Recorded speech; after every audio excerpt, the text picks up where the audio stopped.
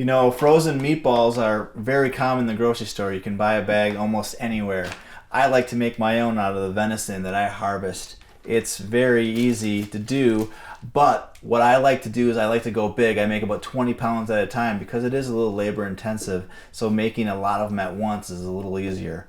All you have to do is season the ground venison, shape it into meatballs, and then I cook them in a deep fryer outside so I can get the whole 20 pounds done very quickly. Then I bring them back in, cool them off, put them in freezer bags, put them in the freezer, and then I have access to them all month long. I can make all kinds of different meals with it, appetizers, main meals, main dishes, whatever you need. So it's fast, it's easy to do, it's easy to fix, and I love it. So let's get started.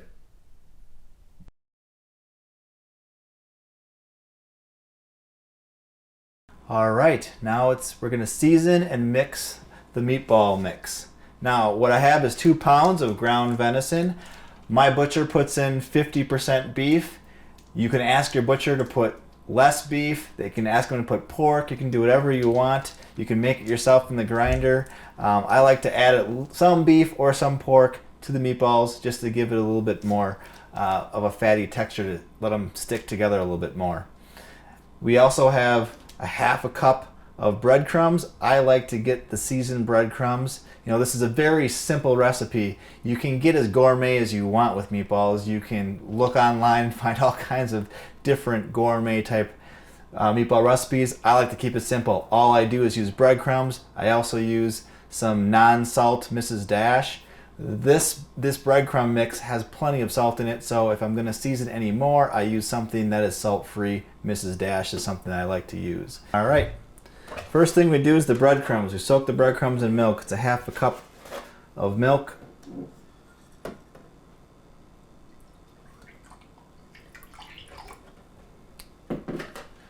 There you go.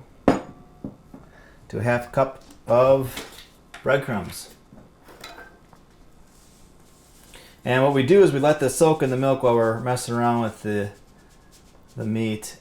It gives it a little time to soak in. It's actually pretty fast.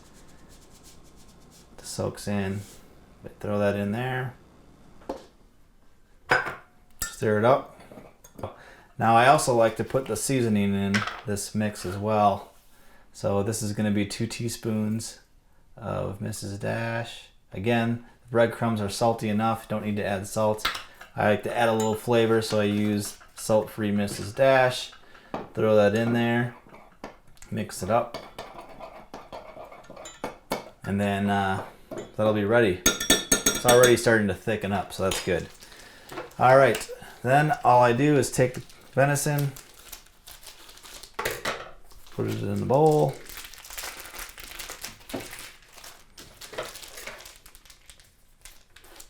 Kitchen shears are always helpful.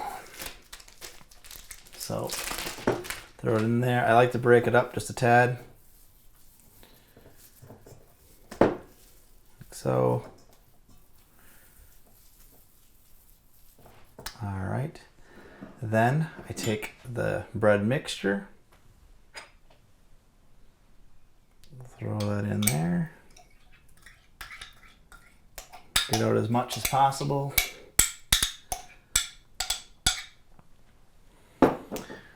Grab a egg here. Crack 1 egg. And then mix it up. Now you can mix it up with your hands. It takes a little time. You really want to work it in there and get the meat nice and tacky. I like to go with the KitchenAid mixer. It just makes the job a lot easier. All right, this looks good. It's nice and tacky. This is easily going to roll into some meatballs. So what I'm going to do is clean up the countertop a little bit, and then we'll start rolling them into meatballs. All right, I like to use the tablespoon. It helps me get the right amount. You know, some people like the smaller 1-inch ones. Mine usually end up being a little larger, 2 inches or so, but again, all you're doing is scooping out the meat and rolling it in your hands into a ball. Because the meat is really tacky, it's really fast and easy to do. But I'm doing 20 pounds today, So it's going to take me about an hour to do 20 pounds. I do it in 2-pound batches. That way I can make sure the meat stays cold, but also I can control the amount of breadcrumbs and the amount of seasoning I use. So 2 pounds is at a time is plenty. Alright, I set up the deep fryer. This is my turkey fryer, but I actually bought a smaller fish fry pan for it, and it comes with a basket, which is great for making meatballs.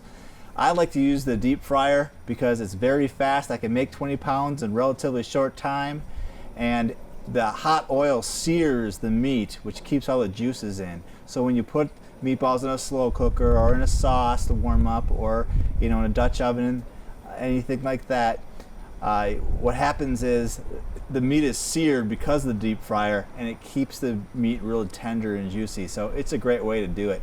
But if you don't have a fish fryer or a turkey fryer or anything like that, you can bake the meatballs. You can grill them. You can, well, baking and grilling is the best, but you could also deep fry them in the house as well, small batches in a large saucepan, just with like an inch of oil or whatnot. And I have done that.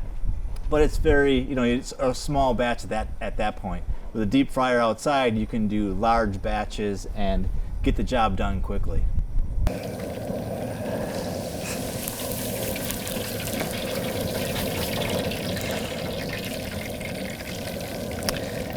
You're really trying to just get them to be golden brown.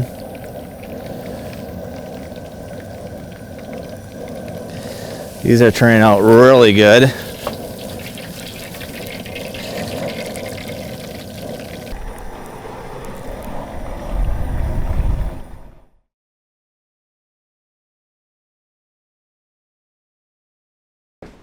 Alright, I'm about halfway done cooking, but I'm back inside now. I'm going to take a break, and I'm just going to bag these up. It's important to let them cool down to about room temperature, which usually takes about a half an hour before you bag them up. That way you don't get a lot of condensation in the bag.